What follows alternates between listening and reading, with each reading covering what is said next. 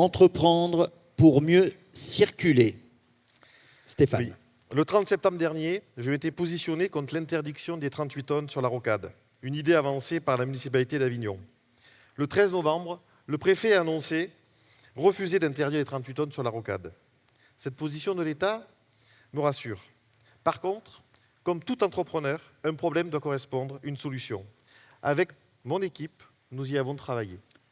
Nous allons voir justement ce que vous proposez pour mieux circuler avec celle qui est ingénieure urbaniste, actuelle présidente de Cobati Grand Avignon, ancienne directrice du service de l'urbanisme réglementaire de la mairie d'Avignon et du Grand Avignon, Malika Guin.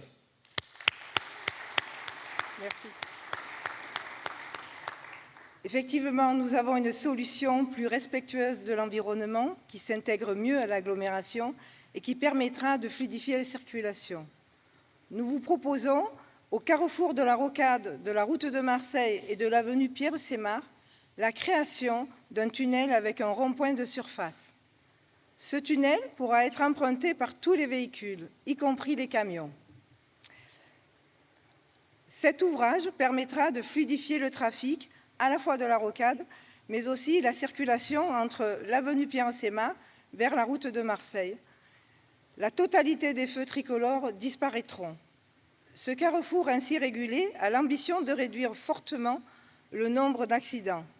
L'objectif est d'entraîner une forte baisse des nuisances sonores, la pollution, sachant qu'une voiture qui roule pollue moins qu'une voiture arrêtée. Idem pour les poids lourds.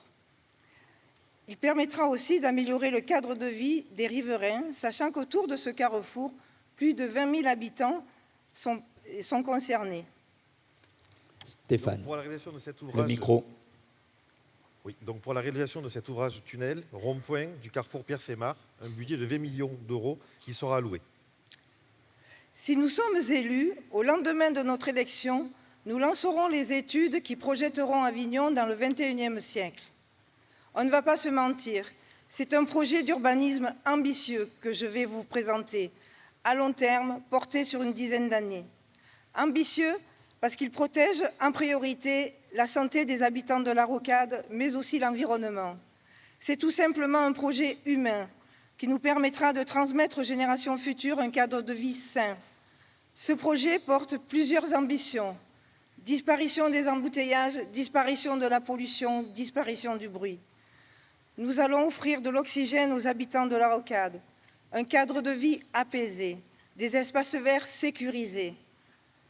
Je vous rappelle que la rocade aujourd'hui, c'est 50 000 véhicules jour, 3 500 camions, dont 1 000 en transit.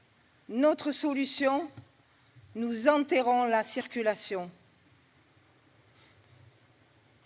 C'est-à-dire que les véhicules emprunteront le tunnel au carrefour Pierre-Sémar, rocade, route de Marseille, dont je viens de vous parler, et ressortiront carrefour Saint-Rust, route Tarascon. Il sera bien évidemment prévu des sorties pour accéder aux différents quartiers, comme aujourd'hui. Tous les véhicules circuleront sous cette esplanade Charles de Gaulle, rendue aux habitants de la rocade en priorité, mais aussi des Avignonnais et des Avignonnaises. Cette esplanade verte sera aménagée et équipée des jeux, de végétation, de zones de fraîcheur, de pistes cyclables, pour favoriser les mobilités douces avec des cheminements piétons. Ces aménagements cohabiteront avec le tramway exactement au même endroit. C'est le renouveau d'un quartier. Rien n'est impossible. On passe sous le Mont Blanc, sous le tunnel de Fourvière à Lyon, sous le Vieux-Port de Marseille, sous Toulon. Tout est réalisable. C'est pour cela que nous passerons sous la rocade. Ce projet, il sera cofinancé avec le Grand Avignon, le département, la région, mais aussi l'État. C'est une vision un peu plus lointaine que les projets présentés précédemment. Et le coût serait de 300 millions d'euros.